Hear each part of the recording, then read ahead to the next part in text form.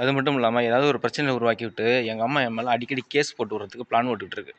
தொடர்ந்து என்ன கேஸ் போட்டு ஏதாவது ஒரு அடிதடி பிரச்சனையிலையோ இல்லை ஏதாவது ஒரு பொய் கேஸுகளில் போட்டு விட்டு என் மேலே என்னை வந்து ஜெயிலில் பிடிச்சி போடணும் அப்படின்னு பிளான் பண்ணிகிட்டு இருக்கு. இப்படி தான் வந்துட்டு ஃபஸ்ட்டு திருமணம் பண்ணப்போ வந்துட்டு அந்த பொண்ணு பைக்கை ஸ்லோ பண்ணிவிட்டு குதிச்சிச்சு. நான் 10 அடி தூரத்துக்குள்ளே பைக்கை நிப்பாட்டிட்டேன். நான் ஸ்லோவாக போயிட்டு இருந்தாலும் 10 அடி தூரத்துக்குள்ளே பைக்கை நிப்பாட்டினேன், நடு ரோட்லேயே நிப்பாட்டிட்டேன். அப்போ வந்துட்டு என் மேலே பொய் கேஸ் கொடுத்துருந்தாங்க. அதுவும் இதாகிடுச்சு.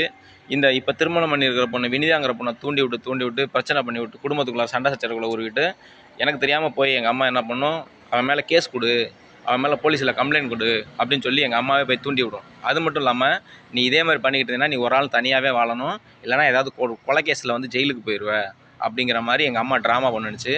அது மட்டும் இல்லாமல் உனக்கு ஏதோ ஆயிடுச்சு, உனக்கு வந்து டாக்டர்கிட்ட போகணும் அப்படிங்கிற மாதிரி இருக்கும். எனக்கு ஒன்றுமே ஆகலை.